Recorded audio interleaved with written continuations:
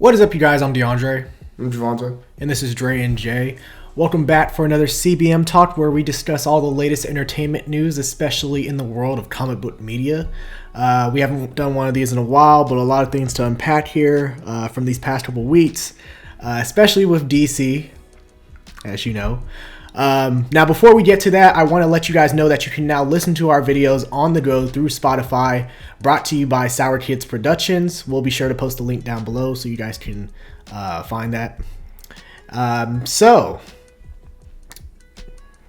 major shakeup in DC as far as the studio. They're trying to reboot with James Gunn and Peter Safran now heading DC Studios.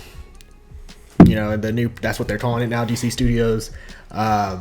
So, everything that's gone on, so that we know so far, Wonder Woman 3 is not moving forward. Patty Jenkins walked away after disagreement with the direction of Wonder Woman moving forward.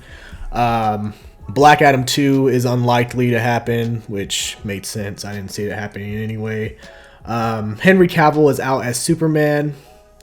Aquaman 2 could be Jason Momoa's last film as Aquaman, because there are reports that James Gunn wants to cast him as Lobo in the new DCEU universe as well.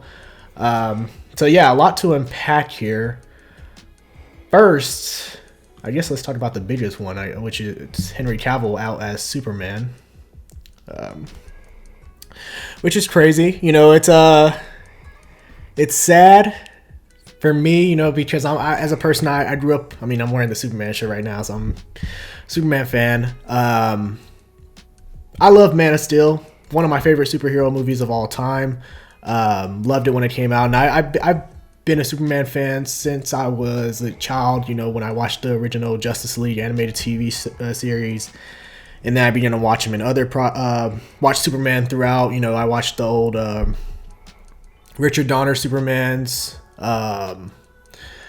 Superman Returns, even though back then I didn't think the movie was that good. Now it's better. Like, I enjoy it. But Man of Steel was really like the movie where I really found a love for the character. Like, I really I don't know, I just liked that version of him. And I liked Henry Cavill's performance as Superman. I thought it was a well shot film. Zack Snyder did a pretty amazing job making that one. You know, agree to disagree for a lot of people on that topic. I will debate it to this day that it's one of the best comic book movies of all time. And it's just unfortunate, especially with how Henry being out of Superman, you know, there were talks about replacing him back then when they had the new DC heads with Ann Sarnoff and Walter Hamada taking charge of DC. So there were talks of replacing him then. And then we always held out hope. And then Black Adam came. We got that hope back with that end credit scene, which he looked amazing as Superman in that scene, you know, just resembling the classic curl. The suit looked amazing. Like, for the first time, I think everyone actually agreed that he looked like Superman. Like, he was Superman for that moment. And then we get the news now, and it's unfortunate for Henry Cavill. I saw his post on Instagram about him no longer donning the cape. He met with James Gunn and Peter Safran, who had a different direction for the character. They want a younger Superman. I believe in their movie they want to explore the young journalistic side of Clark Kent while he's working for the Daily Planet. Henry Cavill, as you know, he's 39 years old right now. And it's tough. Like, I get it. But I also understand. Like, you know, as a person who loves Man of Steel and a person who has loved this character for so long, I know a lot of people probably expect me to lash out. And I probably still am pissed. I'm probably still will be pissed moving forward until we actually see that Superman on screen. And, you know, we get more word on the movie and who they cast. But for now, you know, it's okay to be mad for now and still appreciate what James Gunn is trying to do in the DC universe and make his own universe off of it. But as far as the people asking to fire James Gunn, I think that's kind of a bit, you know, too much, if you ask me. Yeah. Henry Cavill's, you know, he's good at Superman. I never hated him as Superman. I don't like those movies like that, but he's not a bad Superman. Mm-hmm. I told y'all I knew this was gonna happen. It was only a matter of time. I've been saying it consistently. Henry Cavill's not gonna come back full time. Maybe Black Adam maybe on the ropes. I was like, oh, maybe he is coming back, and him talking about it. But I'm not surprised by this. Like we talk about with Black Panther or any of these other films we talk about as an actor, a producer, director. You want your own stuff. You want to do your own thing. You don't want to come in with somebody else's baggage. If James Gunn comes in doing this whole he comes in as the head chief of what's going on with DC Studios as far as the comic book movies, and he keeps all this stuff here, Henry Cavill, all this kind of stuff. That means he has to use what's already been set, already preset. And as a person that's creating, as a creator, you don't want to have no what's the word? You don't want no damn what's the word? Disabilities. Because of certain casting that's already been done or certain storylines already been told. So you want all the openings to be able to create with what you want to make with your universe. And I think getting rid of Henry Cavill does that because you don't have to bring none of the Zack Snyder stuff with you. You ain't got to bring none of that Lois Lane stuff. You can reboot it all. And I think that makes sense. Okay, I'm pretty sure I know where you're going with this, but I got to ask. Why are you trying to bring Black Panther into this? What does Black Panther have to do? Well, I'm saying Black Panther, we talked a lot about, when we talked about a lot before, we talked about with the recasting thing, compare like if you just give off a clean slate and say, hey, somebody comes in, they can do their own Black Panther, their own version. That's two different mediums. No, listen what I'm trying to say. What I'm trying to say is, with like I said, actors also. As an actor, if I get a role, if I take the role of Black Panther, I want to be able to bring my own take to Black Panther. I don't want to do what's already been previously set with Chadwick Boseman's Black Panther. That's what I'm trying to say. As a director, as an actor, as a creator, you want the ability to be free and be able to do what you want to do and what you picture that character and what you picture these characters as. Same thing with acting. I mean, I'm pretty sure as Black Panther, the new actor wouldn't have had to do much that. You would have, because you would have had Chadwick Boseman's already to fall off, and people want you to be more like the Chadwick Boseman one since it's already been established, and you're replacing him. They'll want you to have some of Chadwick Boseman's characteristics, which means as an actor, there may be some things you say, I want my child to do this. But my point is, as an actor or director, something like that, you want freedom to be able to make the character your own. I watched Gina Ortega talk about Wednesday Adam, how she was able to go in there and tell him certain things she didn't want about the character, like certain scenes that she wanted to do for the character. I'm just saying, as an actor, you want to have freedom. And that's what James Gunn wanted. James Gunn wanted freedom to be unleashed from all these other projects that already came out or that were in this weird place as far as, were we going to keep these guys, were we going to get rid of them? So he basically said, rip the Band-Aid off, let's take it all out and let's start fresh, which I respect. Well, what I'm trying to say is that despite... Because, I mean, you mentioned Black Panther and how, I mean, James Gunn moving on from Henry Cavill, of course, people grew to love Henry Cavill as Superman. So they had this idea as Henry Cavill is our Superman. Well, still, Henry Cavill is our Superman. So he went against that to make his own version of the character, because at the end of the day, it's not like he's making a different Superman. It's not like he's making the Black Clark Kent, or he's making Clark Kent son of Clark Kent. But that's not my point. He's still making the same Clark Kent. No, he's not, because he's taking a different version. His Clark Kent's not gonna be the one that you got used to with Man Steel. He's not gonna be this broken down human broken down alien who has to try to adjust to human life. You don't know what he's gonna be. He's not gonna have that same storyline like they give him the original. And also, you gotta look at the universe. The universe right now is shit right now. It's complete shit. Whereas the Marvel Cinematic Universe, it's a great universe. So I don't see why in the Marvel Cinematic Universe you had to kill off T'Challa. But I mean, that's another story. No, that's not what I'm trying to say. You're going on a whole different thing. I'm talking about as an actor. What I was trying to say was, as an actor, bro, you want to have freedom to make the character your own. And when there's already somebody who's done the character before you more recently, it's hard to make it your own because people expect you to follow what this character already has been established as through somebody else. That's what I'm trying to say. Okay. But as far as this, the same thing. James Gunn didn't want to go in with no baggage of having Henry Cavill Superman, who already has been established by Zack Snyder, a certain way. Now he can make a more bright-hearted Superman. He can do whatever he wanted to do. He can tell a different storyline if he wanted to, which I'm all for. Mm-hmm. You know what I mean? Lois Lane don't have to know who he is right away or something like that. You know what I mean? I don't know what they're going to do with it, but I think also a younger Superman's pretty cool, but I think it's a nice start for a fresh new take on Superman and all these other characters. And I think, everyone always talks about, they don't want DC to be like Marvel, but it seems like some of the formula that he got from Kevin Feige and being around Kevin Feige and working with Kevin Feige and the rest of the producers and creative heads at Disney kind of has made him think, okay, I'm kind of taking some of this and make this I'm going to make it my own, but I'm also going to take some of the formula that Marvel has done to be successful for the last 10 plus years. I'm gonna integrate that into my own universe.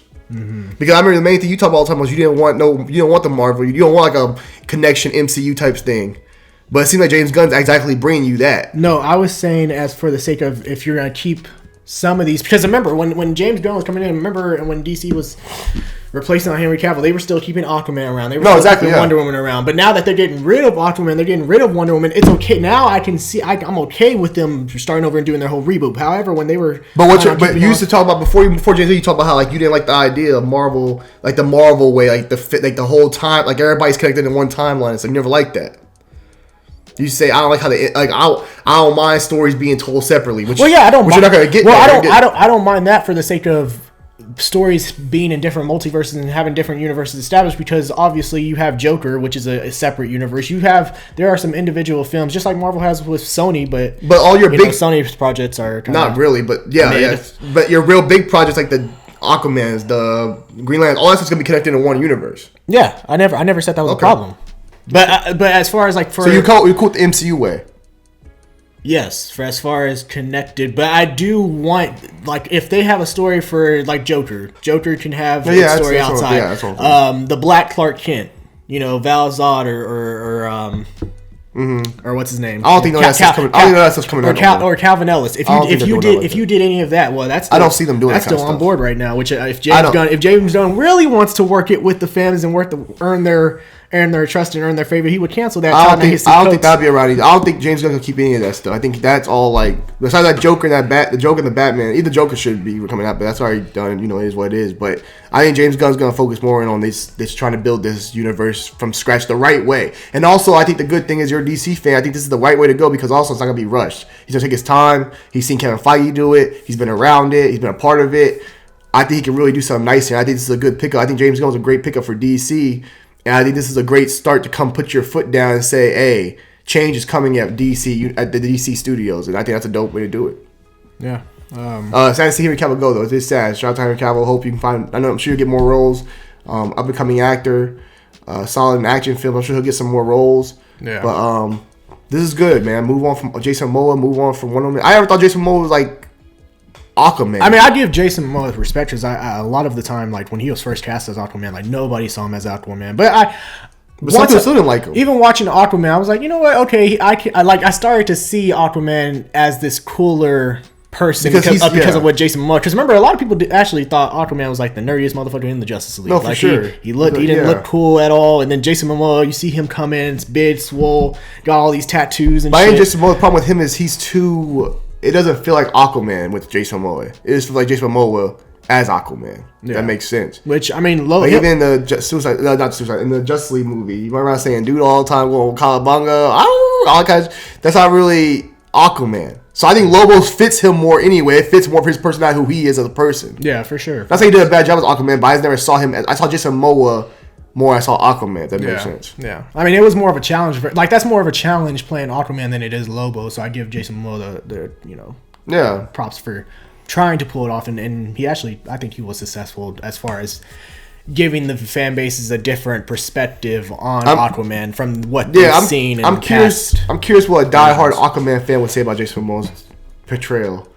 Because a lot of people, I mean, if you're a diehard Aquaman fan, you probably like, this ain't my Aquaman. Yeah. You know what I mean? But as far as Henry Cavill, again, sad to see him go. I know like he dropped The Witcher, which I'm pretty sure he dropped it regardless. I think seeing him coming back as Superman was like the added motivation that he could drop it. Really? You think that was what? I think he dropped it as Superman, bro. Well, no, because he had differences with the creators because of the fact because let's not forget Henry Cavill is a diehard Witcher fan. Like he's a diehard gamer, so there were, and that's one of the complaints about the Witcher series is that it's so much different from the game. So I'm pretty sure he was disappointed in how the direction that they were going.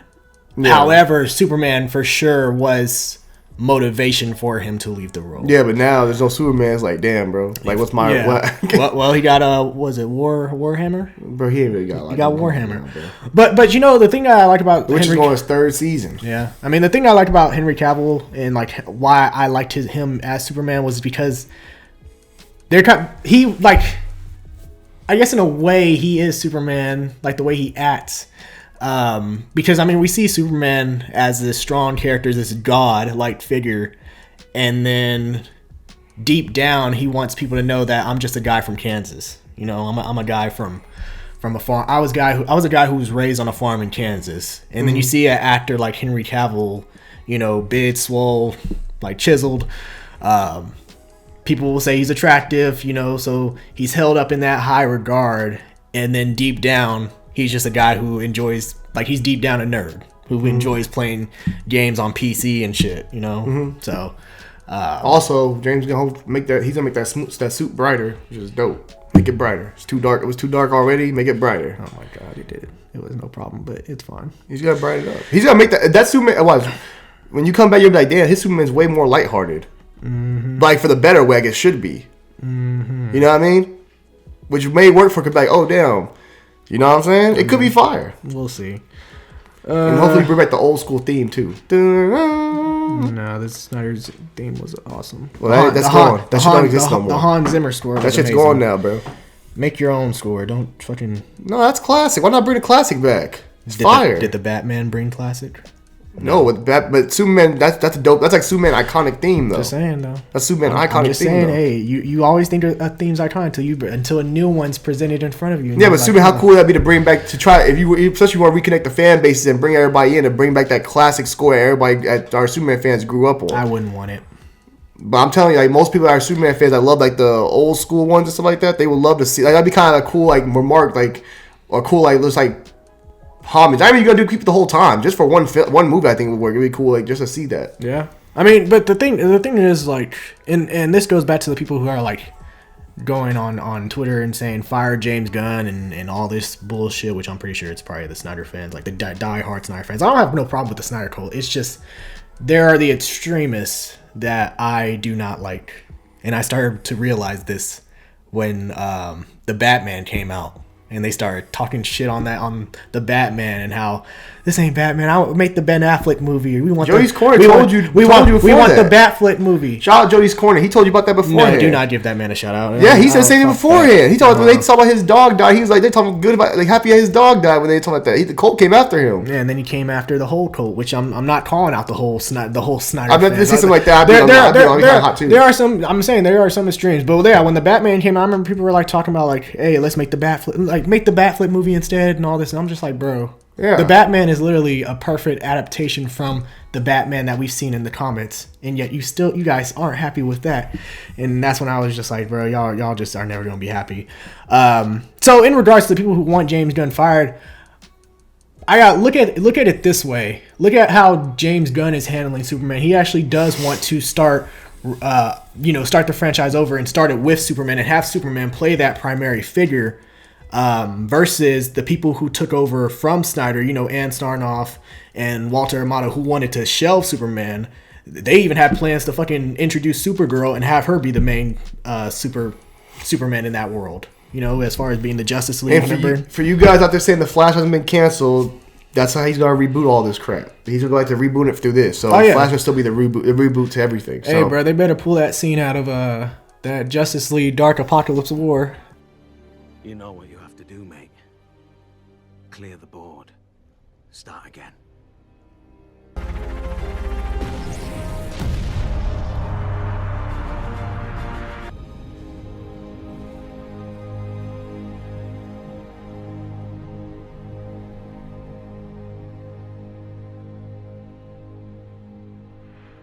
It's probably gonna reboot it, bro. Also, are you going through all this, or are you just going through the Henry Cavill one? No, there's a few other. I mean, Wonder Woman. Come on over, Gal Gadot. Come be Jean Grey for us. Ugh, bro, that's terrible. Terrible. You want that franchise to fail then? Gal Gadot's great. She I don't think she would not be a great Jean Grey. Why not? She can't. She has the accent. So her little bit of accent. Yes. What's wrong with that? It's too noticeable for Jean Grey. What you mean? It's not that bad. I'd be cool with her as Jean Grey. Come on, beautiful man. woman, tall. Come on, bro. What? Give me a better one. Jean Grey be good. Stop. Why can't she have a little bit of accent? Stop. Bro, you just want to hate on her, bro. I'm not even hating. I'm just saying Jean Grey is not the one. Jean Grey wouldn't be bad. But look, Patty Jenkins is a great director. I think she's gotten kind of shitted on because of that 84. Don't disrespect her like that, bro. As it should.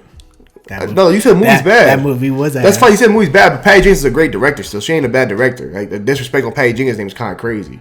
But what I would say is Patty Jenkins, I think she'll get way more opportunities. I think with the Star Wars thing coming back out, I'd love to see some more projects she's gonna work on. But You know, I get why, but it makes more sense to me why they weren't on the same page, because they are trying to reboot all this stuff, it looks like.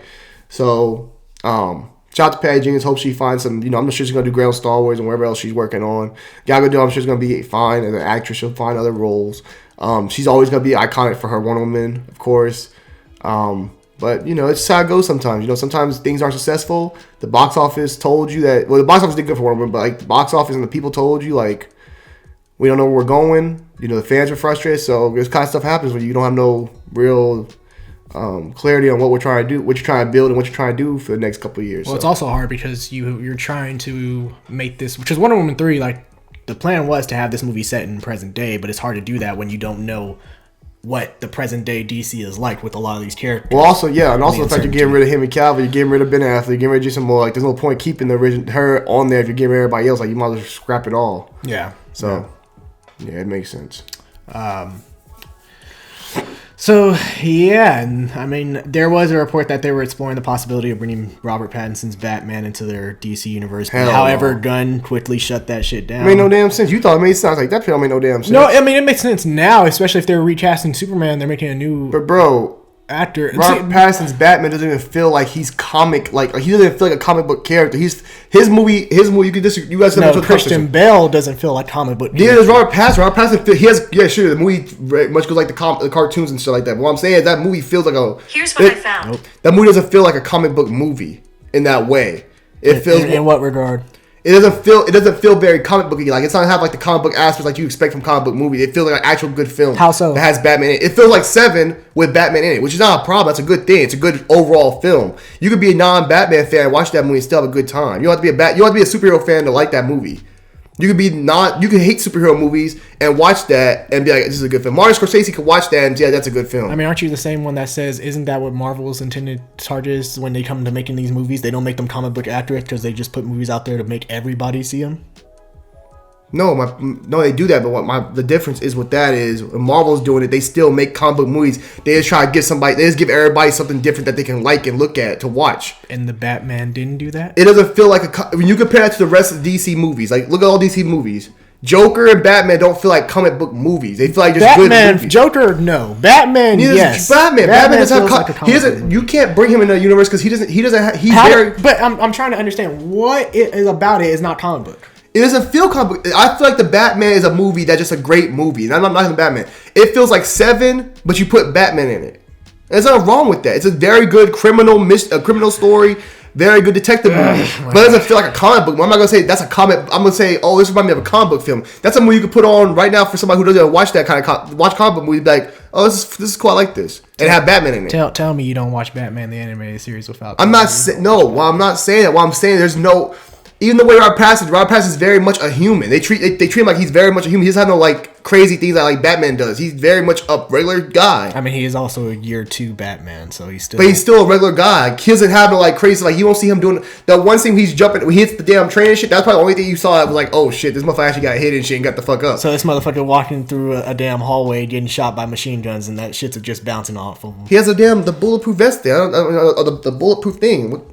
I'm talking about like in comic movies when motherfuckers get knocked out of windows and shit, they hit the car and shit, they get the fuck back up and keep moving. Robert Pattinson wasn't doing that. He had that one scene where he did it. It was like, oh shit, that shit was kind of out of place. Even we said that shit was kind of out of place. Like how they told the story when he hit his fucking head and hit that train and hit that car. We're like, that motherfucker should be dead. Because basically how they explained and showed their Batman, he wasn't doing shit like that where he was like putting himself in danger like that to die. You touch on me, I see you and think like, damn, this is kind of out of place a little bit because this motherfucker wouldn't do this kind of shit all movie. This motherfucker jumps out the fucking building, glided, and hit his head, hit the train, hit the car. You think that motherfucker must be hurt? No, not really. I mean, I also saw this man right before that very scene catch a bomb right in the fucking face. Explosion happened right in his face. All I'm saying to me that even the way Robert Pattinson's built, Robert Pattinson will not look right next to anybody you bring in to play those characters because they're gonna be like if you had Henry Cavill originally, we thought Henry Cavill's a big motherfucker, bro. Yeah, Robert Pattinson's not a big guy. Well, that's what I'm saying. Henry Cavill is probably the most swole Superman we've ever had. I don't think they'll get someone. But if you bring somebody else in, you're gonna have to make them big. Like you're gonna get a bigger person. You're gonna make their suit look big because they're Superman.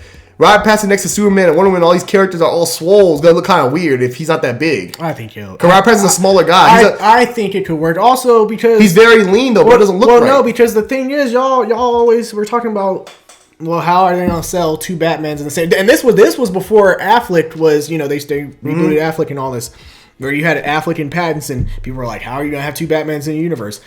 And you could say, well, at least Roberts is different because it's year 2, and then you have Ben Affleck's, which is the older version that they have, or Michael Keaton, whichever one that they brought in was the old version. Mm-hmm. So you had two different Batmans in a way. Now, if you're rebooting this universe, and you're basically going to have two young Batmans. No, it depends. You got your Batman be a little bit older than Superman. Why not? Even if he's a little bit older, it's still not that far off. If you have Superman at 25, you can have Batman at 30. It would still work. Like the thing is, you're trying to, because let's face it, the Batman is trying to establish its own universe and have all these side stories and all these characters. They have the Penguin spinoff show. That's the thing. You have all these characters. And then you're going to try to do that with Batman in the new... No, you're not. You don't need to do that. Why not? Because Batman doesn't need to be established with a movie. He doesn't need that kind of stuff. You can just bring Batman and be like, okay, Batman's here. Like, everybody knows... Batman's been done so much by so many people and told so many stories. You can just bring Batman in without having to do a damn origin story about him and how he got to this point. You can just bring Batman in and I'd be cool with that. Kind of like how you did with Spider-Man and Marvel. You can just bring Batman and throw him in there. I'd be cool with it. Then you can give us a Batman movie later on if you want. But you don't need to have Batman get a movie also. You can have the rest of them get movies. And when you have your first Justice League movie or something like that, or when you first do like your first like small team up movie, you can have Batman come in the picture or something like that. At this point, I probably would just want Batman. At this point, I wouldn't mind Robert Pattinson being... He doesn't fit, bro. I wouldn't mind him being the Batman in the... Bro, hold on. Go ahead. I wouldn't mind him being the Batman in the DC universe. I just wouldn't want any of those DC stories, like, pushing themselves into the Batman. They would have to. I feel like Batman... You can't tie it in without doing that. Batman would have to show up in other films. No, that wouldn't work, bro. That's on the same timeline then. What are you talking about? You can't take Batman, put him in other people's movies without bringing nothing to Batman's. That wouldn't work. Why not? Because Batman's too...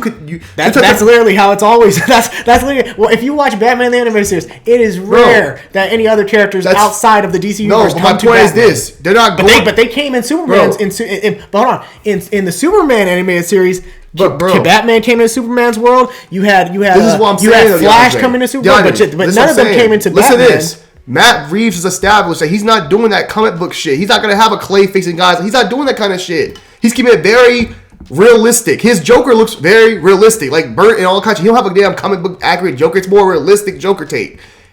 And he's doing even his Riddler. His Riddler has a more realistic take. All his characters have realistic takes. So he's not going to do no damn comic book kind of characters like Clayface or any of that kind of shit. You know what I mean? He's not doing that kind of shit. He's doing more serious. He's doing actual films that can be like Christian Bale type shit. We can exist in the real world. He's not doing damn comic book films where like, oh shit, we got Clayface running around, big ass motherfucking piece of clay. Well, personally, I would want a little bit more comic book aspect. He's not gonna do that. If he does this, then he's just doing what Christian. He's basically just copycatting Christian Bale. That's the point. Well, we even say that for a while. We always knew that though. No, I still had some belief that there is some comic book aspect. Bro, there is still comic book. We'll give you that. We'll give you that thought. Into the Batman. We'll give you that thought. I mean, this nigga taking several shots to the fucking body. He has a damn bulletproof vest on, bro. This nigga took a shotgun to the chest. Okay, he has that bulletproof thing on. This nigga glided into a bridge, underneath a bridge, and got hit and got back up. That's the only time I thought, that shit happened though. What I'm saying though, for the most part of that movie, it's very much realistic take, like Christian Bale, like Christopher Nolan's was. It's very much a realistic take. The character, even the villain, feels realistic. It feels like a real life villain. It doesn't feel comic booky. It feels like a real life person. I don't know. I mean, Riddler is not a villain where like... Bro, even his look, he got duct tape on his... He got like a realistic look on him. He got the goggles and the fucking duct tape on there and a little check mark.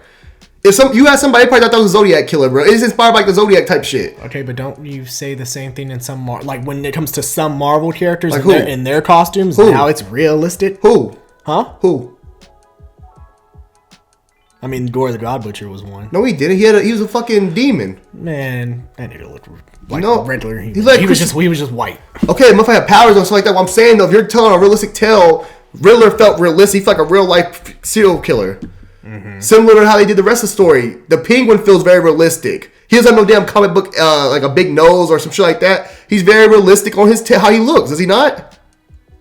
They look very. So you expect this new DC universe to have a Penguin with the long nose and everything? No, I'm not saying they're gonna do it. But what I'm saying is, if you're telling me that this Batman's plan on doing like comic book stuff, they're doing more. He's doing realistic looks. Even like looks like Christopher Nolan. Christopher Nolan, all his villains look very much like real life type of villain is what you expect. Okay. The Penguin looked like a real life type of villain. He doesn't have a big, crazy, overextended nose. Well, you know he's what? not big and I guess like completely short and round like Danny DeVito. You know what? Let's see how they do Batman 2. Even the Catwoman, bro. Well, let's see how they do the Batman 2. Well, Catwoman had a fucking. She had a damn little ski mask with a little cutout for the little like pointers on the ears. Yeah. It's a scheme. But my point is... But that also could be her first costume, obviously. When she starts stealing shit in Bloodhaven, she starts to get her own costume that looks even more better. That could be it. But I'm going based off what I've seen already. What I've seen is she wears a biker suit with the damn ski mask on, and that's her Catwoman outfit. Okay, which is cool, but I'm saying that's a realistic take on the Catwoman.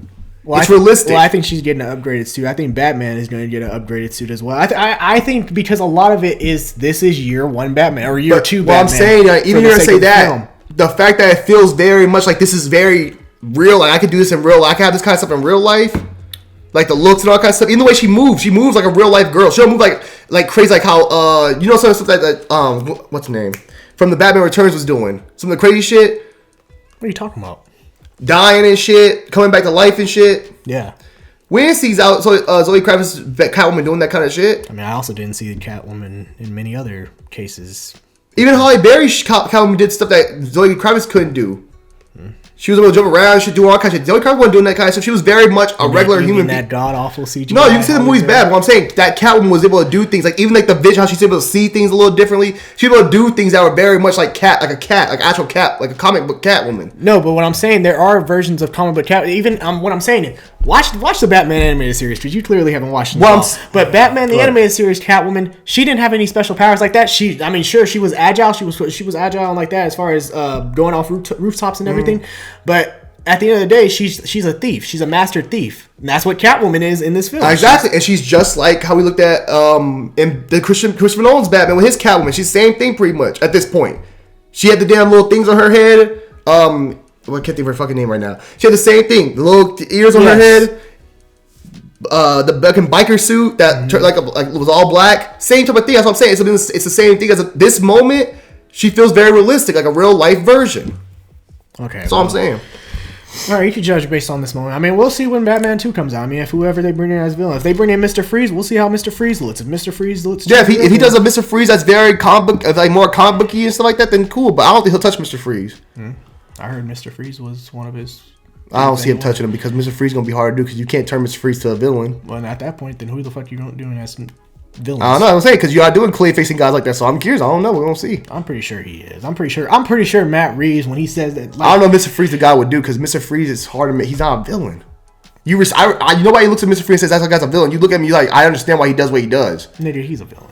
No, he's not. No, he's a villain. Bro, but you understand why he does what he does. Yes, he's not that kind of course, but he's a villain, my guy. Why he became the villain? Sure, it's a tragic backstory, but everything he does from that point on, it's for his wife. He does villainous. It's for his wife. It's still bad, bro. But people gonna relate to that and say that guy's not a villain to me. Shit, Mr. Freeze kills people too. For his wife, you're gonna say that's not a villain to me. Kills people, but because it's for his wife. He's not a villain. Do you not relate to it?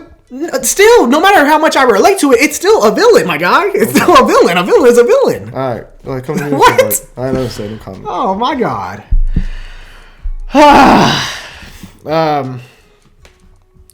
Let's see. And let me make sure. Yeah, Black Adam. I knew that shit wasn't happening. I knew they were making a Black Adam 2. If anything, who we should be mad at is Dwayne Johnson. He's the one that gave us all this false hope, bringing Henry Cavill back. Then there was the rumor that they asked him to do a cameo in Shazam. He didn't even want to do that. And at that point, bro, that's when I realized, man, this motherfucker does not care about the DC universe. He does not care about DC at all. He cares about Black Adam. Black Adam only. Shit, if you ask when it comes to Black Adam 2, he probably wanted Superman as his villain. Like he wants Black Adam to go up against Superman, knowing that Superman is not his archenemy. It is Shazam. It has always been Shazam. But he wants to go up against the most powerful one. Then The Rock even has the shit in his contract where he can't even lose a fight, which is crazy. And that's when ego is involved. And you know, when he signed on to become Black Adam, he signed on 2009, 13 years ago. And you gotta remember when it was 2009, there were still. I mean, they were just starting the cinematic universe, but a lot of people, superhero franchises still had those individual properties. with the Dark Knight franchise. You know, you had Blade and shit with Wesley Snipes. So that's what I think he still has that fucking mentality like, hey man, fuck it, this is my individual movie and all this bullshit. I don't think it's that. I think it's The Rock. The Rock's just a bigger star than anybody you have at DC. Yeah, so that's like the Fast and Furious friend. He did the same exact thing in Fast and Furious. It became about The Rock because The Rock's the biggest name on the set, so he has to be the star. Same thing. I think you're talking about the old Irish. I think that has nothing to do with it. I think just The Rock has to be the star. I mean, I'm saying that's like a factor, but I'm not, like at the end of the day, it's ego. Yeah, exactly. It's The Rock, bro. He's the biggest star at DC. There's not a bigger name on the DC slate right now as an actor as big as The Rock. It doesn't mean that you should be the head of the fucking franchise. But that's the same thing I went on with Fast and Furious. Same issue. Yeah. And that's why he got his own individual film. He never came back to the Fast and Furious. So like, it's the same thing. I'm not surprised by it because The Rock. Love The Rock, but is The Rock being The Rock? He's like the guy. Yeah, I mean, so it's fucking bullshit. But you know, it is what it is. I remember when he said his what do you want? Black Adam versus the Justice League. And I'm like, my guy, that is a Superman job only. The Rock wants to be Justice League is not. The Rock wants to be the star, bro. He wants to be a star on the screen. He wants to be on the screen as a star. Shit, I'll tell you what. Even Superman ain't worried about no fucking Black Adam. Superman is going to sleep at night. Or Superman, the villains that keep Superman awake. Lex Luthor, surprisingly, because Lex Luthor is so damn smart, intellectual. That would keep Superman up at night. Doomsday, that would keep Superman up at night. Darkseid, that would keep Superman at night.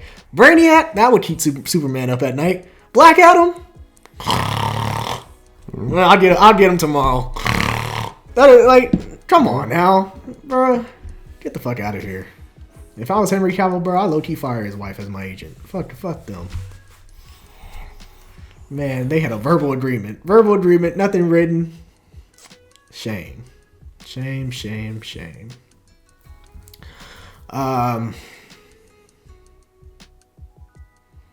My biggest thing as far as DC, just from this standpoint here, is what to do with the movies coming out in 2022, which is crazy. I mean, I know they're probably going to release them at this point. You have to.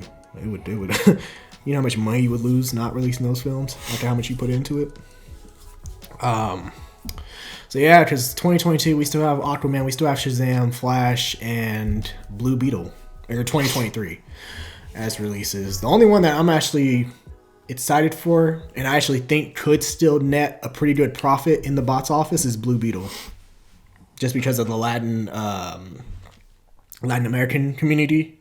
Like I think it could reach them a lot as well, and do numbers. So I think Blue Beetle probably has the best chance of making the best absolute profit when it comes to those films coming out in 2023. But as far as like excitement for them, you're not really excited because you know Aquaman is going to be rebooted. Why should I care about Aquaman?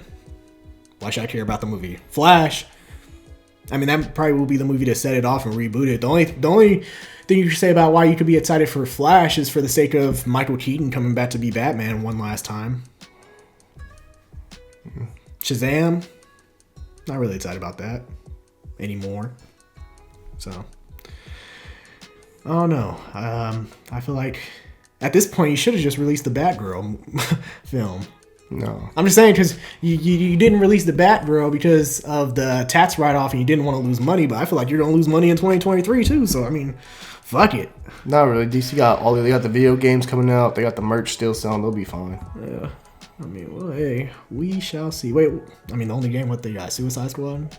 The Suicide Squad game, and they got merch still sells, shirts and shit. People still buy clothes, so they'll still sell through that. Yeah. T-shirts and toys and shit, they'll still sell through them things. Man, get the fuck out of here. So they're big, and they're gonna still sell merch. Merch is like one of the biggest things they sell anyway. So they're gonna still sell merch. Motherfuckers will still buy Batman shirts and shit. So that is true. I actually do wonder what this means for Gunn's projects moving forward.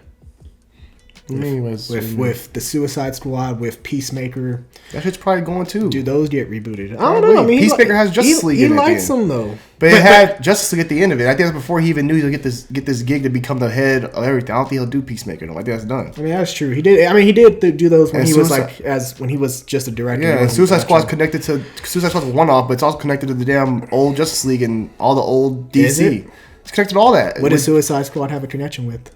Bro, it's literally Amanda Waller, same Viola Davis again, Okay, you can't recast. Huh? Or you can't keep Amanda Waller. Probably not, bro. If you're gonna reboot, you gotta get rid of all of it. You can't keep certain aspects. Okay, but Marvel, when they kept, they didn't keep they didn't keep old boy from Spider-Man. They brought him back. Yeah, J. Jonah Jameson. After years, but still, and they brought him back and they changed how the fuck they changed everything about him. He's bald headed. He looked different. He got the hair no more. Mm-hmm.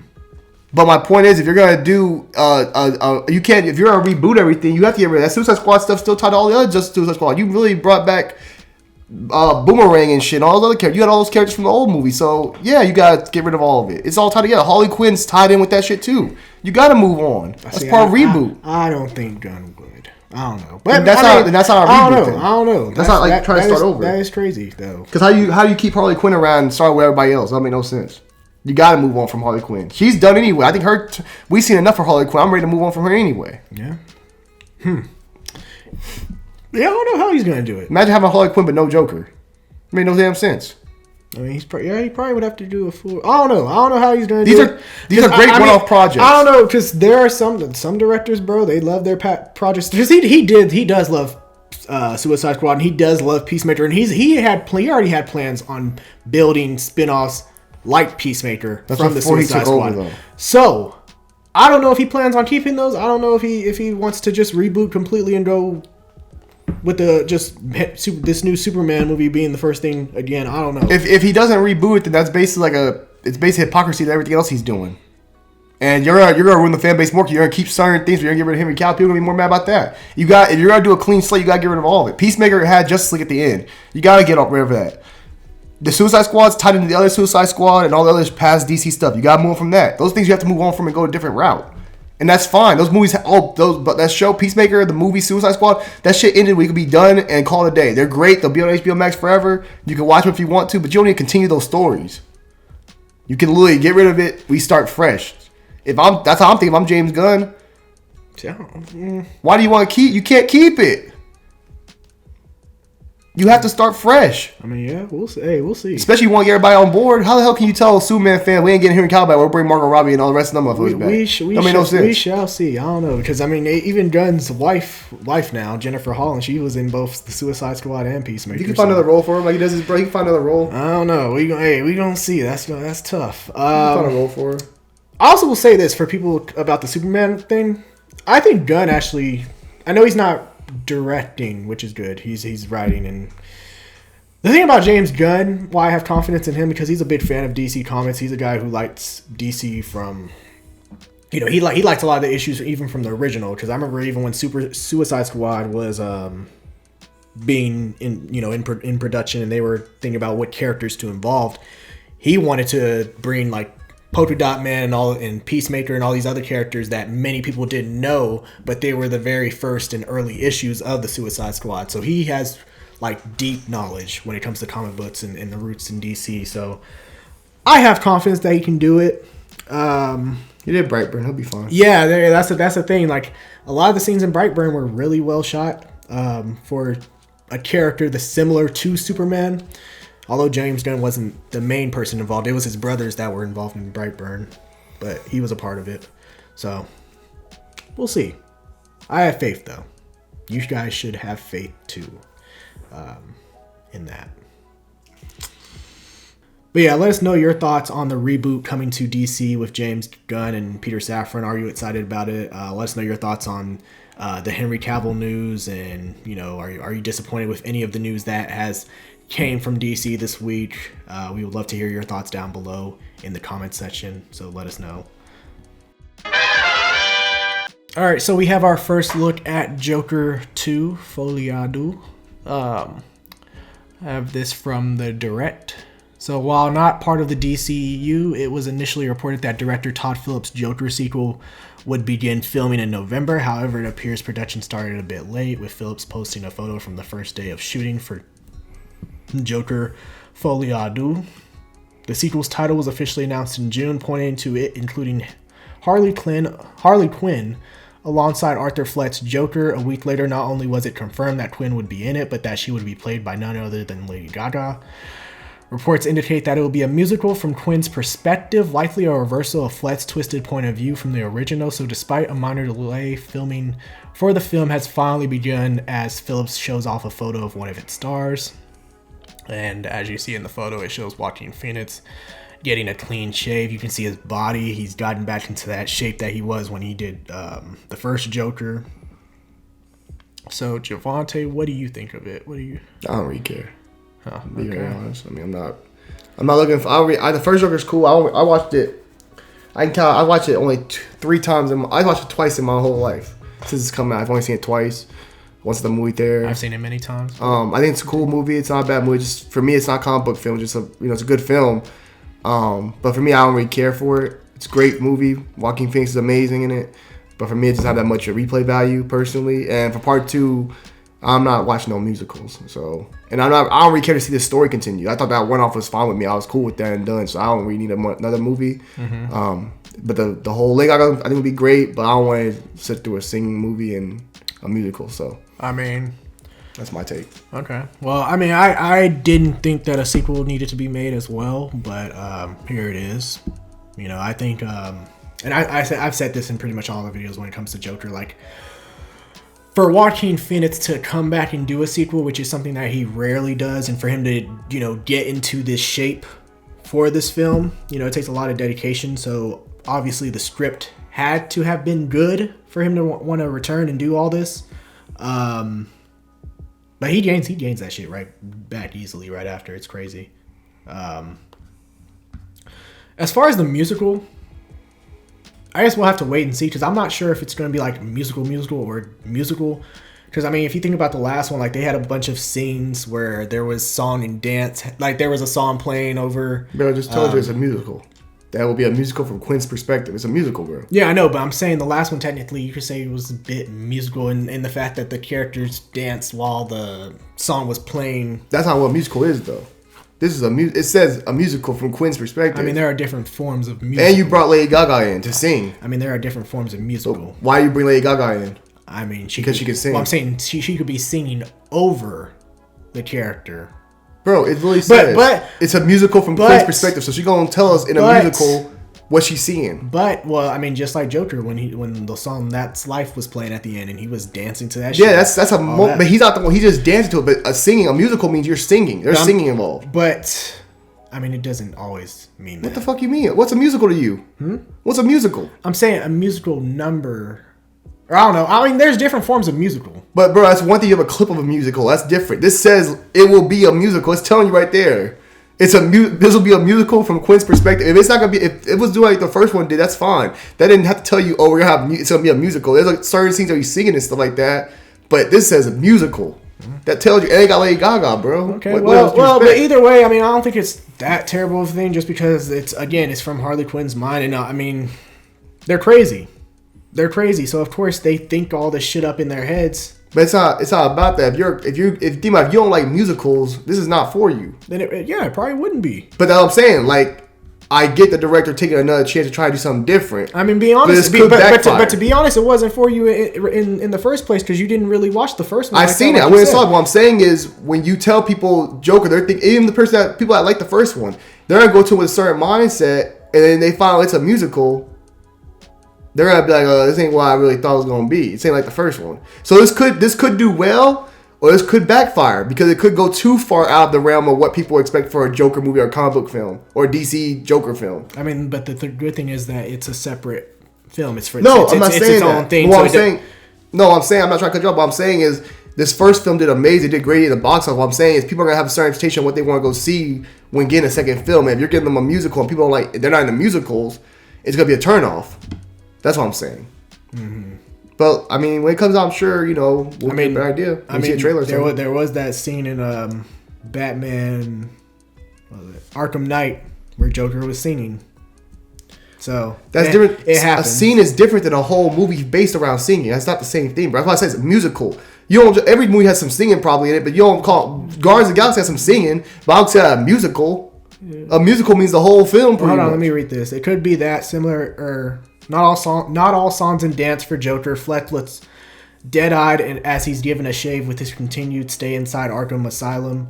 His body looks emaciated with his ribs and shoulder blades showing just under the skin.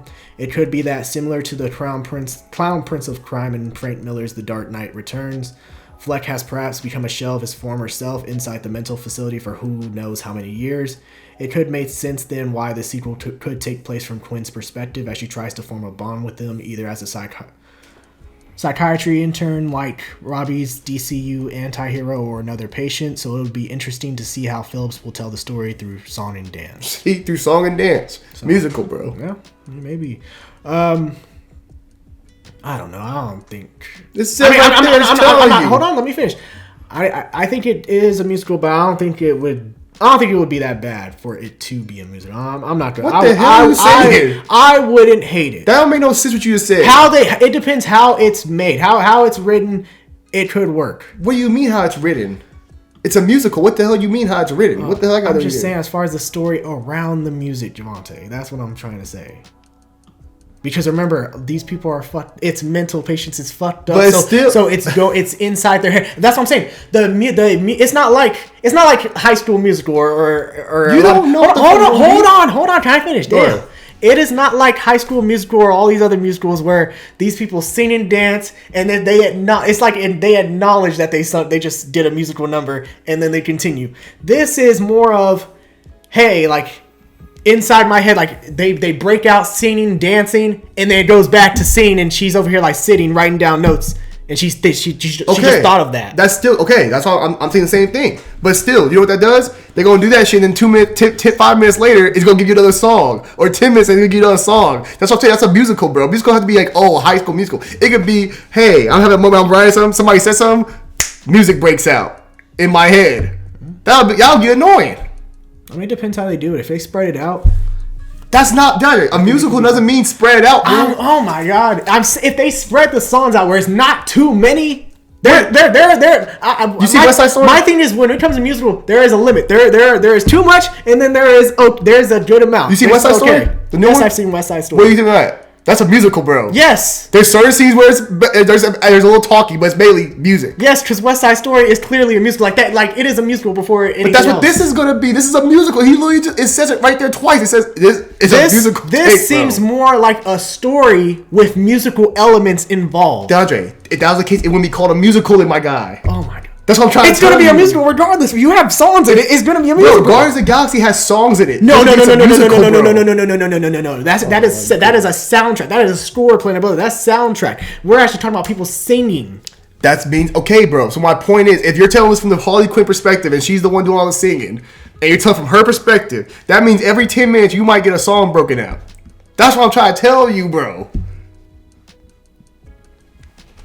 I mean, it is what it is, but yeah, we'll see when we see the trailer. Yeah, we'll see. But to me, this is gonna be a musical, bro. That's what I'm trying to tell you. I still don't watch this shit. That's fine. I don't think you can't. But I'm saying you try to disagree. Say it might not be a musical like that. I think it's a musical. It tells you it's a musical. I mean, we'll see, but yeah, what do you guys think of Joker 2 Folie à Deux? Well, actually, let's talk about the photo real quick, because I mean, shit, we didn't even talk about that. We all we talked about is whether this movie's a musical or not. Yeah, you know, my boy, let's damn, yeah. Props to Joaquin for getting back in shape again for that role. It would be kind of nice if he goes like Sweeney Todd, but with a twist. You know, Sweeney Todd is the barber that fucks up the patient. This one, it's the patient that fucks up the barber. You know, steals the razor blade. I don't know if he's I mean, maybe. I don't know. I mean, he's at a psych ward, though, so he can only do so much. Yeah. But maybe his head, he does it. I don't know. I mean, it's cool. The photo's cool. That would be a cool scene, though, if it happened. Yeah. Yep. But, yeah, again, what do you guys think of Joker 2 Folie à Deux? What did you think of the new recent photo, the first photo that was shared from this film? And let us know your thoughts on it and your level of excitement. Are you okay with it being a musical? We would like to know that down in the comment section. So let us know. All right. So finally moving into Marvel, moving past DC and all their drama. into Marvel. So Avengers 5, there's a rumor that reveals 3 unsurprising heroes set to appear for the Kane Dynasty. And this is from the Direct. Says, although Avengers The Kane Dynasty is still well over 2 years away from its release, a new rumor hinted at that 3 expected Phase 4 stars will appear in the major MCU crossover. 2025 will mark the first Avengers team-up effort in the multiverse saga after last seeing Earth's mightiest heroes take down Thanos in 2019's Avengers Endgame. But when Avengers 5 brings the team back for that major crossover event, it's still a bit of a mystery what the team will look like with so many new faces and a few heroes that have exited the MCU recently. Jonathan Majors, Kane the Conqueror, will pose an immense threat to the multiverse, meaning that the Avengers will have to pull together their best names in order to have a chance at victory. And while the cast is still being pulled together with more than a dozen projects left to release before Avengers 5, a new rumor hinted at a few names that fans have expected to be included for a long time. What superheroes will appear in Avengers 5? According to the Heavy Spoilers YouTube channel, Marvel Studios is planning to include the following trio of heroes in the cast of Avengers The Kane Dynasty, all of whom had already been well expected to assemble in the next Avengers team. The first one is Captain America, played by Anthony Mackie. After fully accepting the mantle of Captain America in the Falcon and the Winter Soldier, Anthony Mackie's Sam Wilson looks to serve as a new leader for the team as one of its veteran members. Wielding the Captain America shield and a new set of vibranium wings, Wilson will be someone that the Avengers look to in the team's toughest battle to date. The second is Shang-Chi, played by Simu Liu. Seen as Avengers 5 will be directed by Shang-Chi and the Legend of the Ten Rings destined Daniel Cretton. That movie's titular hero will unquestionably be an important member of the Avengers after meeting the team in his movie's post-credits scene. Possessing the incredibly powerful Ten Rings after the end of his first solo movie, Shang-Chi's abilities will be a force to be reckoned with from a physical perspective as he finds his place alongside the Avengers. And the third person is Black Panther, Letitia Wright Shuri. With Shuri now holding the mantle of the Black Panther, she finds herself with new duties as Wakanda's ruler and protector as the nation continues building relationships with the rest of the world. After Black Panther Wakanda Forever, after doing her best to save Vision in Avengers Infinity War, she'll rekindle her own ties with the Avengers as she puts her own abilities on display, showing that the Black Panther has a place with the team. The rumor shares these 3 names will be part of the first wave of Avengers to take down Kane the Conqueror.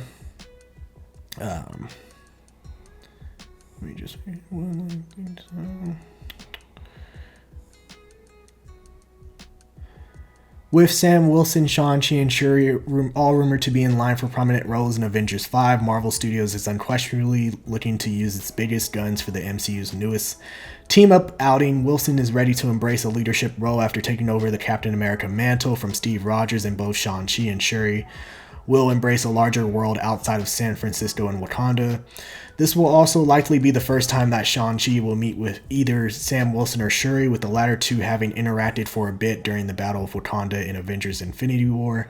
And after seeing Shang-Chi take a meeting with Captain Marvel and the Hulk, anticipation is high to see him build relationships with the rest of the team. While there are still plenty of questions regarding who will join this exciting trio, this news is an exciting first step before Phase 5 and Phase 6 get underway. Avengers The Kane Dynasty will debut in theaters on May 2nd, 2025, but knowing Marvel, that shit might be delayed for a future date, so. I'll let you start, go ahead. We gotta take it with a grain of salt, but this is the team, this is cool.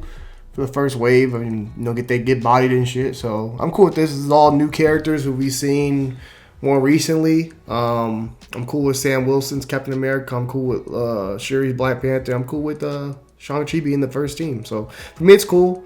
No big deal. I think it's going to be them getting bodied at first anyway, but I'm with it. I mean, same here. I mean, I don't know what better team you put together, so. Yeah, sense. I mean, they getting bodied, bro, regardless. They're supposed to get bodied, though. Yeah. I mean, and again, they're doing the same thing with Ant-Man. Ant-Man's probably going to get bodied in his own damn movie, too. He ain't going to die, but he going to get bodied, that's for sure. So I'm not surprised. Also, it's the movie's called The Kane Dynasty. You got to have Kane be like Thanos, how Thanos was in Infinity War. You gotta have him be that guy, that motherfucker that just appears on screen, has his moment, just like in Infinity War. You know, first 10 minutes, Thanos, you took him serious from that point on when he whooped the Hulk's ass.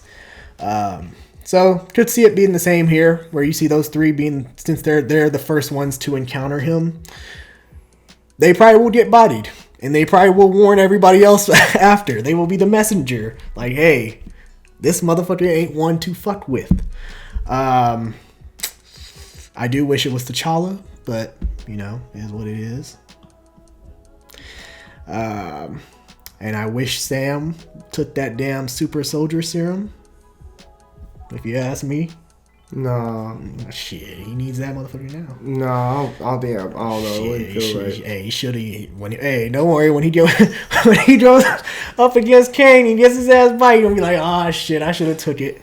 Well, he has better technology than Captain America. Also I should have took it. Yeah, vibranium. How many people gonna be able to give him any to work with vibranium? But still, you get 2 in 1. That means you could have had 2 in 1. You could have had the technology plus the super soldier serum. That's who he is though. Like shit, that puts you up with with Black Panther. That's what he needs. But think about it, he wants to be still like Steve Rogers needed that. He was a small man. He needed that kind of shit to be able to do what he did. Like Captain America, in fact, Sam Wilson don't really need yeah, sure, it's a bonus, but it's like.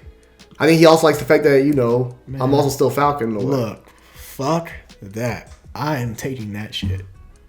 The minute I see Kane, I'm gonna be like, hey, bro, who got that vial? Let me put this shit in my body real quick before I get 2-piece by him. But overall, solid team. I mean, it's cool with me. I'm still looking forward to seeing what we got coming up with the Marvel slate before we get here, but if that's what they're gonna do, I'm sure they'll do a good job explaining why these three are the main three. So we're gonna see. Yeah, for sure. So now another article from the Direct. This is Daredevil. Charlie Cox, star of Daredevil, says there's a place for Daredevil to show up in Deadpool 3 due to the tone of Daredevil Born Again. Interesting. Speaking at a panel during German Comic-Con, Charlie Cox offered a brief yet enticing soundbite on his potential appearance in Deadpool 3. Daredevil Born Again star Charlie Cox has his work cut out for him throughout the next few years. Not only is he headlining the aforementioned 18-episode Disney Plus series, but his Matt Murdock is also slated to crop up in Marvel Studios' Echo as well. This is all on top of any other unannounced MCU projects in which he might appear as well, such as Avengers: The Kane Dynasty. Cox is a certified fan favorite, and fans campaigned relentlessly for years to have Murdock show up in an MCU movie, even before his original show on Netflix was unceremoniously canceled. God. On the other end of the Marvel spectrum, the studio is gearing up for Deadpool 3, due out in theaters in late 2024. That film will see Ryan Reynolds return as the Merc with the Mouth alongside the grand comeback of Hugh Jackman's Wolverine, but is it possible that a certain Man Without Fear could join the party as well? During a panel at German Comic-Con in Dortmund that featured Daredevil stars Charlie Cox and Eldon Hansen, Cox casually teased that his MCU hero could have a place in Deadpool 3 due to the tone of Daredevil Born Again. He said, quote, "Because of the tone of our show, I think there's a place for Daredevil to show up in Deadpool would be really cool." Quote.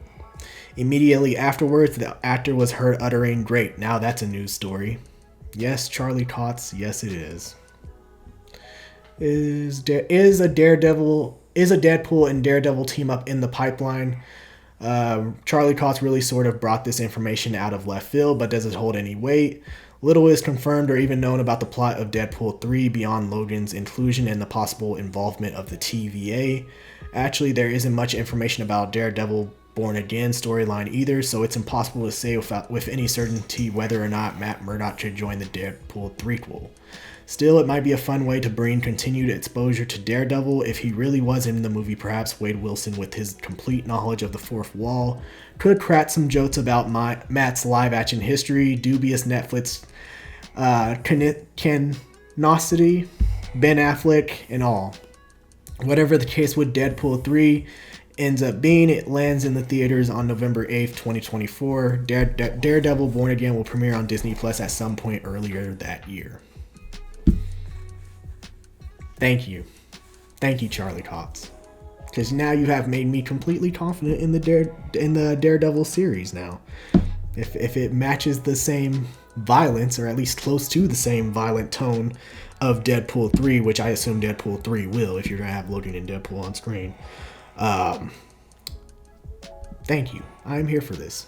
I needed this confidence for Daredevil moving forward, because I was nervous. I love the Netflix series. I don't think it will be exactly like the Netflix series. We still don't know if it will continue on. Who knows? I mean, we've had that argument before, but whether it's a continuation or it's a reboot, who knows? But as far as the tone, I'm intrigued. I'm intrigued by it now. I think we took different things from that article. I thought when it meant tone, like as far as being fun and having a good time, that's why I took it. I didn't take it as being, oh, it's gonna be violent and stuff. Like I look at Deadpool, Charlie Cox when he hopped on She-Hulk, he had more fun, it was more jokey and stuff like that. And Deadpool the same way. Sure, Deadpool has some violent moments, but it's also very much jokes and stuff like that.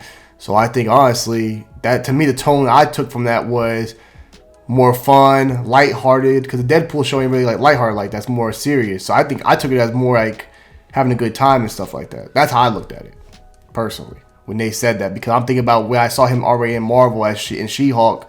He was very much jokes, laid back, having a good time, which was cool with me.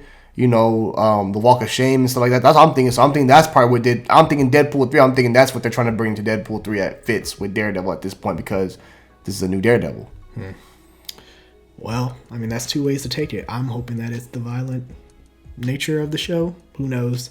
Because I think that show's pretty much not. I don't think that show's gonna be canon or anything. I think that's born. I think the title Daredevil Born Again is kind of like a way of saying like this is something new. Facts. I mean, I still think they might bring a lot of the original actors back. But fuck no, I ain't bringing Froggy and them boys back. No, why not? Probably want to go something fresh, bro. Do a fresh new blend, because now you have the Marvel has the rights to it. You can do other attachments to it if you want to touch other characters or something like that. You can do other stuff with it. I'm saying Foggy and what's his name, Karen, they don't really factor into anything outside of the MCU. I mean, besides Daredevil. So I mean, no, they don't. But as far as like, you probably just want to start fresh. Like you're only leaving Kingpin, but you can probably start like fresh with a whole different storyline, because now you don't have to worry about doing that same storyline either. You can do a whole different thing. Since you have Spider-Man's lore, you can do other stuff with it. Like, that's all I'm saying. We'll see. I would like for but seeing how he acts in She-Hulk is completely different than how he acts on his own show. So I mean, I think the whole Daredevil concept is going to be a little different than what you're used to from the Daredevil show of himself. That's true. I mean, I honestly didn't even think about when as far as tone, like in that regard. I hope that he means that as far as the level of violence is somewhat similar, or even if it doesn't even have to be similar to like the exact same as Deadpool 3, because I know how Deadpool does with this violence.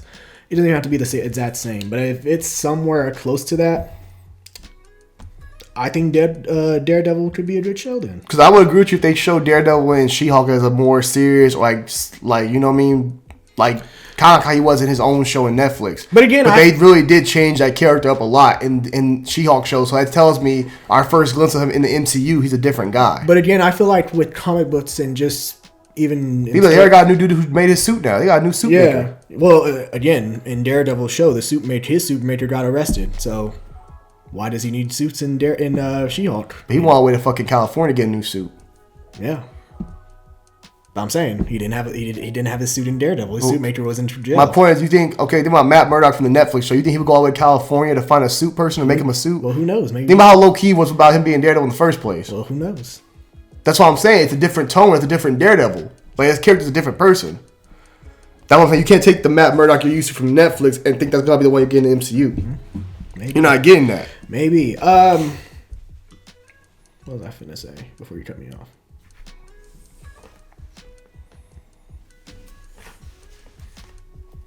No, I was saying, like, as far as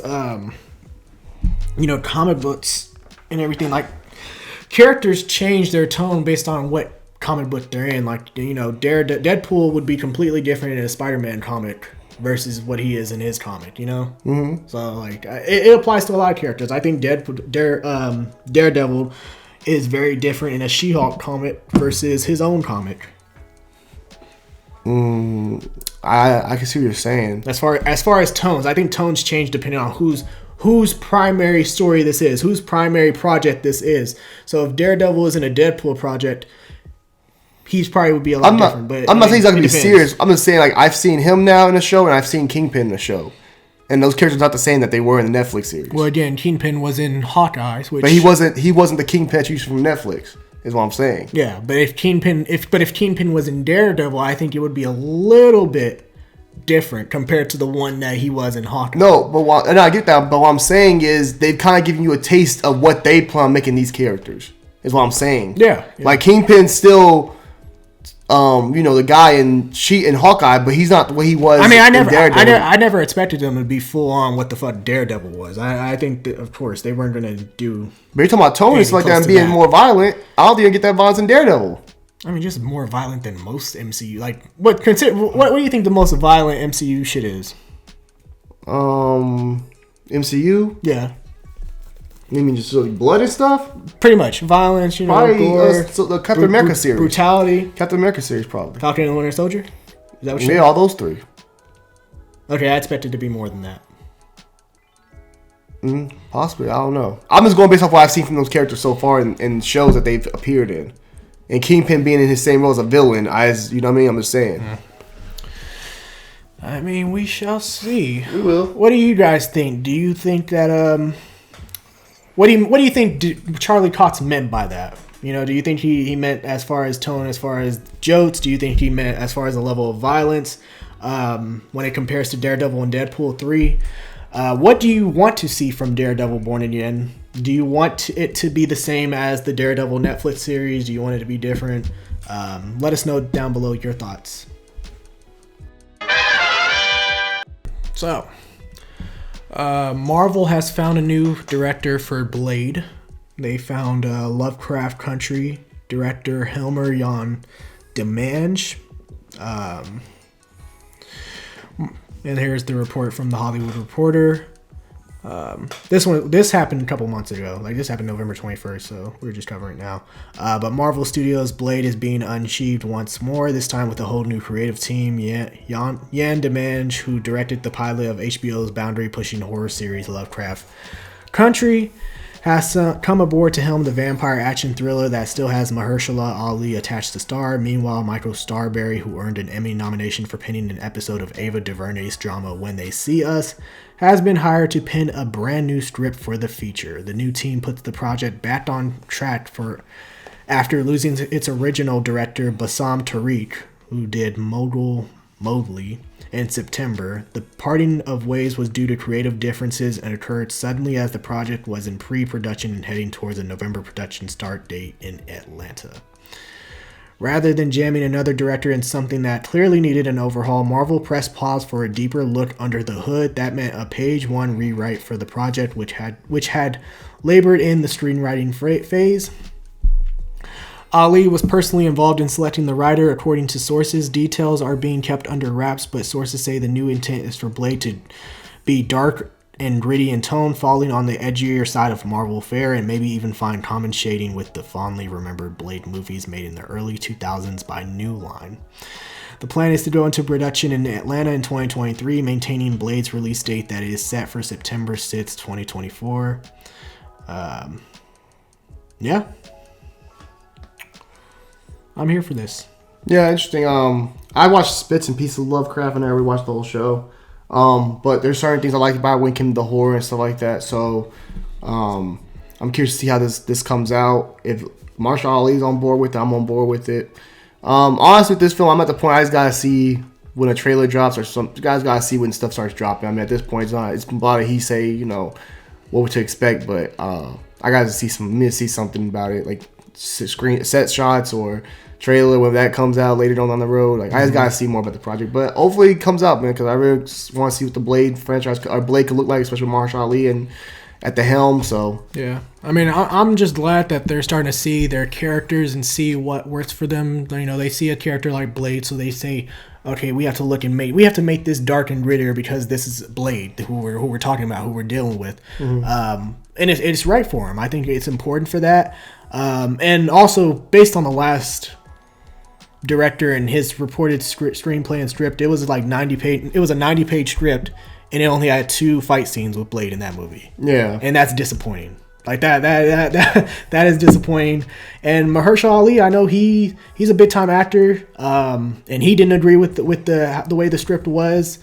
So as long as he's happy moving forward, I think that's great, because you obviously don't want to piss him off to a point where he leaves the project. Then you're having to reshuffle, scramble, try to find a new actor. Then you're probably have to push that shit back even further. Which by pushing back Blade, you're pushing back other projects like Black Knight and a lot of the other Marvel's, Midnight Suns characters that you could see potentially down the road. So, and I'm glad that they got a guy who's familiar with horror as well, and Dimanche, who directed the first episode of Lovecraft Country. So props to them for, figuring that part out. Hopefully it turns out good. Hopefully production goes as scheduled. But I'm excited for Blade. I'm excited to hear that they're going for a darker and grittier, just like with how we just talked about Daredevil. Hopefully they're going for darker and grittier with that as well, because those are characters who are known to be darker in their comic book counterparts. So yeah. But yeah, what do you guys think about Yen Dimanche directing Blade? What are you excited to see from the Blade film with Mahershala Ali set to star? Any characters that you want them to put in this movie that connect with the MCU? We would love to hear those down below in this as well. So yeah, let us know. All right. So our next news to come from Marvel. Donald Glover is set to star in and produce a Spider-Man movie based on villain Hypno-Hustler.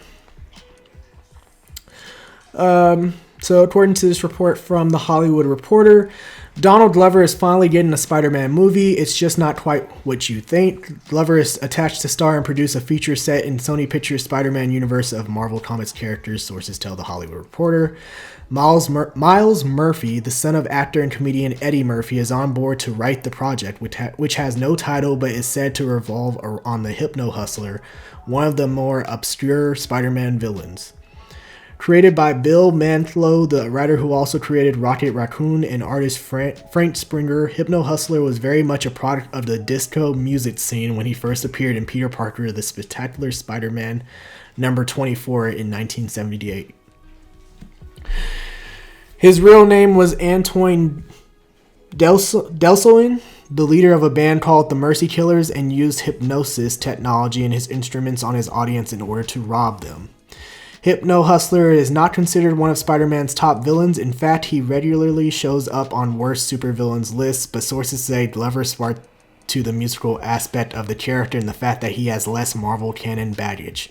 Freeing him to greater interpretations, the project could be anything from a disco period piece to a reimagined modern hip-hop version or even a cyberpunk future play. Adding to the spark was Murphy's take, whose details are being kept below the bass clef. Glover's name has circled Spider-Man for years, with fans clamoring for him to portray Spidey, particularly in the 2012's The Amazing Spider-Man. I remember that. That didn't happen. Andrew Garfield landed the role as Peter Parker, but Glover did voice Spider-Man Miles Morales in the Disney XD series Ultimate. Sorry about our dog Bailey. Miles Morales in the Disney XD series Ultimate Spider-Man in 2015. He also appeared in a very brief role in Tom Holland's Spider-Man Homecoming. A deleted scene from the movie pointed to him playing Miles Morales' uncle. Sony, which owns the film rights to the Spider-Man and related characters, has a whole slate of film based on not just villains but also heroes that make up Spider-Man family. With movies such as Venom and Morbius under its belt, the studio has Kraven the Hunter set for an October 6, 2023 release. Hero projects in development include Madam Web and Spider-Woman. So yeah, I know we've always said Miles or Donald Glover could be big time in a Spider-Man project. I do remember that 2012 when people were fan casting him as the 2012 Spider-Man in the Amazing Spider-Man, which was crazy. I always thought he could be a good Miles Morales when that came out, or when that report was. But here he is now. Crazy, because I actually did think that his character was being set up in the Spider-Man Homecoming, when he was first in it. I thought Aaron Davis was going to be set up for the future for Miles Morales, and maybe he still is in the MCU. I doubt. I think it's used to have a little oh snap, like he did with Jamie Foxx. And the Jamie Foxx Andrew Garfield conversation, we're talking about the Black Spider-Man and stuff like that. Yeah. So I think it's just a little thing it's cool, people thought about it. But so you don't think there's a Miles Morales that exists in the MCU? Not at this moment. But I mean, you could do it with the multiverse. You could bring one from this. You could bring the one from the damn Spider-Man movies and the Spider-Man into the Spider-Verse movie over if you want to make him a live action character. You could do that if you wanted to. Yeah. So there's a lot you can do with Miles Morales. I think he'll come eventually. It's just be the right time. Hypno-Hustler. Don't know anything about the character, but from what they explain, he sounds kind of interesting, sounds kind of cool, especially with music and having Donald Glover involved. Yeah. I think he should add Kid Cudi to the project too as well. But to have a hip hop or a cyberpunk type of project, that'd be kind of cool. Yeah. And Donald Glover's very creative, talented. Like in Atlanta, you ever watch Atlanta and stuff like that. He's very talented, creative, especially when it comes to black culture, which is kind of around disco and stuff like that. But my only complaint or worry, it's Sony. And Sony has a bad track record from doing solo films about villains. Now the only thing that goes for this one that's good is that this is a non-known character, so there's no expectations to it. But I don't know with Sony, man. They just had to keep on pushing it out, and then I don't know. I gotta see. Agreed. I think again, the arch will stay the fact that it's a lesser known villain, that people won't be upset about some of the shit that's canon or not within his character. You could even change whether, because I mean, of course, his name is Hypno-Hustler, and they think of disco times and shit like that. But if you wanted to change the time period, you can make it a different time period and have the music be a different genre with his powers. You could do that. You could be. I mean, you could hip hop or electro, cyberpunk. They said, techno. Exactly. You do all that kind of stuff. Yeah, you could be more free with this, and also the fact that Donald Glover, he's a great musician and a great actor, so it works for him. For sure. And like you mentioned, my only concern is Sony. But again, maybe I shouldn't. You won't be as concerned just because of the fact that it's not a character where many people will care about, and it's a character where, hey, if he shows up and the movie ends up being good, it's a low risk, high reward. No, I'm with that. I like that we're using more black characters that are less known and that don't get the attention. That's all I always talk about. I always say there's all these cool characters or characters out there that we just got to put in the forefront. So I hope it for the best. I want it to be good. Sony just has a bad track record, and then start saying Morbius and Venom. Oh man! And let me see what Kraven the Hunter look like. But no, that Kraven the Hunter. I think they might fuck that. I think when it comes to Kraven the Hunter is a known Spider-Man villain. So there are things where if you change about him, if you change things about him in this film, we're gonna be disappointed regardless. Venom, there were things that were changed that disappointed us. No, for sure. Morbius, there were things that were changed. The only thing is, though, that was disappointing. No, that's good. You're right. That's a good thing because nobody knows who the character is. But also, you can't rely on. You got to rely on word of mouth to get this movie. Oh, facts. Across, because I don't think people should be like, oh, I know what that is, or oh, I'm interested in that based off the name or whatever you do with it. I think you have to get more people the trailer is gonna have to wow you. Yeah. For you to get people to go see this film. Yeah, I'll bring The Weeknd on too. He's big into he's a musician, but he also is a big comic book nerd. I think he'd be great for the project. Time to bring The Weeknd over to Marvel. Yeah. So that is true. That is very true. Kid Cudi, Weeknd, Donald Glover. That's the team. Not a bad way to go. Big facts. I still. It would be cool to see Donald Glover as Prowler. Considering that's who his character is, and yeah, we're not even there no more. Spider-Man. We off that now. Who knows? It sucks, but it is what it is. All right. But yeah, what do you guys think of the news of Donald Glover starring in and producing the Spider-Man villain Hypno-Hustler? Do you know who Hypno-Hustler is? Be honest with us down below in the comment section. I don't know who he is. I'm gonna be honest. Don't lie. I'm gonna be honest. I don't know either. I love, and the crazy thing is, I love Spider-Man, but apparently I don't know all of his villains. So there you go. But I'm glad he's gonna get the light shine on him. It just does get. I can see them saying, "No, we're not gonna go through with it." Yeah. No more. No, it's Sony also. Facts. But yeah, again, let us know your thoughts on the project moving forward. What do you think of it? Is this something that you're excited about or interested in? Be sure to let us know that down below. So, all right, moving on to the next subject, we have some Star Wars news. So, the Acolyte series has its plot revealed. You know, there was a little tease in its plot summary. So, it says, a former Padawan reunites with her Jedi Master to investigate a series of crimes, but the forces they confront are more sinister than they ever anticipated. Sounds interesting, right? Mm-hmm. So, according to this article from Den of Geek, the Acolyte is the most intriguing of the upcoming of Star Wars shows coming to Disney Plus in the near future. I agree on that. The live-action series, helmed by Russian doll creator Leslie Headland, takes place 100 years before The Phantom Menace and is described as a mystery thriller that will follow a Jedi Master and their former Padawan as they investigate a series of crimes. But it also brings the Sith into focus, according to cast member Daphne King. It's kind of like, she said, quote, it's kind of like an explanation of how the Sith infiltrated the Jedi, King revealed to Tech Radar. It's a Sith-led story which has never been done before.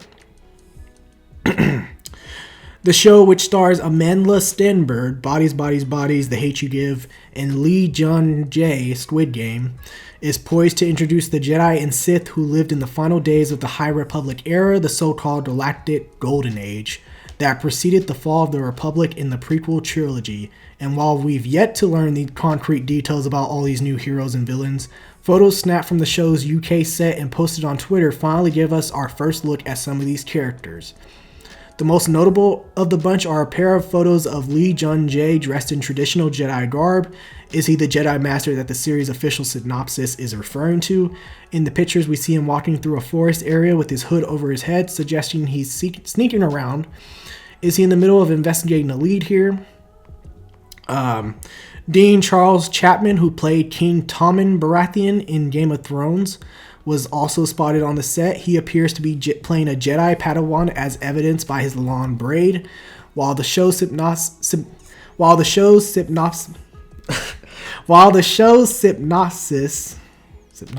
damn, I don't know why the fuck I'm mispronouncing these words today. While the show's synopsis alludes to a former Padawan reuniting with her Jedi Master to investigate a series of crimes, Chapman's character obviously isn't the central Padawan in question. And as you can see in these photos, there's a Zabrak-looking character who's looks like she's a Jedi. There's a Wookiee character on the set of the Acolyte who looks like a Jedi as well. While we've seen Zabraks wielding lightsabers in live action before, thanks to Darth Maul, this does seem to be the very first time we get a Wookiee Jedi in one of the live action movies or TV shows. We do have him in the animated series, Gunn, who was in the Clone Wars, and he's set to appear in the Bad Batch Season 2. The High Republic books and comics set a century before the Acolyte also feature a Wookiee Jedi named Buryaga Agaburi, so it's nice to see that the through line here, even if it's likely to be a different Wookiee character on the show. Last but not least is another mystery character who doesn't appear to be a Jedi at all, armed with the rifle and really questionable hairdo. This female character might be a bounty hunter or some kind of law enforcement official on whatever planet they're supposed to be on. The above tweet also suggests that this is Daphne King's character, but it doesn't really look like her, so take that with a grain of salt. Either way, we really like their outfit. Not pictured in any of these set photos is Stenberg. It remains unclear whether they're meant to play the Padawan or a Sith character, or maybe the Padawan is an undercover Sith Acolyte. We have lots of questions, but when we asked Stenberg about being cast in the Acolyte at San Diego Comic-Con 2022, they were careful not to spoil anything, instead talking about how they were preparing for the role. Quote, my whole life is Star Wars, Stenberg told Den of Geek. I wake up and I think about Star Wars. I watch Star Wars before I go to sleep. I read Star Wars. I listen to Star Wars podcasts. My life has been transformed to be dedicated to this one universe, which is actually really fun and liberating. To finally be able to share it with people who love the universe so much, especially because they contribute so much to it, I'm just so excited. The Acolyte is coming to Disney Plus, but no release date has been set. In the meantime, you can check out the full schedule of upcoming Star Wars movies and TV series here. So, I'm gonna get my voice right. You can go ahead. That's you have to be reading the whole goddamn article. Yeah. You know, you just take bits and pieces, man. You gotta read the whole thing word for word. Oh, damn, my bad. No, that's cool, man. I mean, I gotta see it. I want to see a trailer, see more about it. But I like what I'm hearing from the people on the set. I like what the pictures I saw. It's about time, man. Like I said, I always say it. Jedi's are what makes Star Wars Star Wars. Like Jedi's lightsabers what makes Star Wars unique. DeAndre disagrees. He thinks all the other stuff is cool. I think that stuff's cool too. But if it's just about the damn politics and all that kind of stuff, I can go watch Star Trek. I never said it like that. I said the stuff that we're getting right now is cool. However, no, yes. you've said before that Star Wars is more than just the Jedi's and the Force and lightsaber. It's more about all the other shit. But I'm saying there's a lot of stuff that revolves around Star Wars other than the Jedi. But the Jedi's is what makes the Jedi's, lightsabers, and Force is what makes Star Wars different than yeah, for sure. You gotta have that as an aspect of the story. That's the key to Star Wars. When you think about Star Wars, that's the key. Toys, anything. Star Wars. Jedi's, lightsaber, that's the key to Star Wars. Force. You're right, but what I'm saying as far as like some of the storytelling, like there are some stories that don't necessarily need Jedi for sure, because the Jedi's they only cover so many parts fine. of the galaxy. That's fine. So there are some parts, but that's my problem with Star Wars now. I haven't seen no Jedi storylines in a minute. I've seen everything but that. Yeah. So to finally get some Jedi's is gonna be interesting. I think it's gonna do really well because it's at Jedi's. They have a lot of battles. Force, stuff like that, we're going to want because that's what people want to see from Star Wars, bro. Like, that's what we crave. Like, the kid in you is the lightsabers, the Force, the Jedi. That's the kid in you. That's what makes Star Wars unique compared to Star Trek and all these other Blade Runner and shit. So, I'm looking forward to it. I hope it's good. They're putting their effort into it. It looks good. I'm excited to see the first trailer for when it finally does drop. So I think it's going to be good. I'm excited. Look. I'm at a place with Star Wars where I'm kind of just like, I just go with the flow. I've been looking for something to get me back on board heavy with Star Wars. I hope this is it. New characters, new Jedis. This sounds fun. Yeah, I agree. I mean, it has a great cast attached to it, and also I just like the fact that it's focusing a lot on the Sith aspect of the story because we never really got that in the original trilogy, you know? Yeah, fair. So I'm here for it. I love the costumes. I love the set design. And also just the fact that it's, as far as the makeup department. Because I feel like Star Wars is finally using that makeup department budget again and using those makeup artists to make these creatures because that's something that was kind of missing in Andor when you watch it, is that it features a lot of humans. There were not really that many alien creatures in the series. So I'm glad that it's getting back to that. So this is a series I'm really excited about. Yeah. And the most important thing is that this series is from a different timeline. It's 100 years before the original Skywalker saga. So it has a lot more freedom. You don't have to worry about it conflicting with anything or involving these certain characters or forcing these damn cameos if it has to. Maybe Yoda might appear. I don't know because he's old as fuck. So he might appear. But besides that, not many that you're going to think about. So I'm here for it. I agree. Yeah.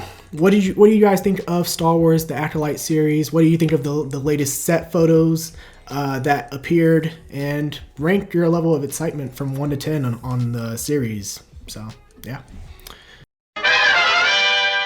That'll be all for this CBM talk. You guys can listen to it on the go through Spotify as well. But thank you guys so much for tuning in.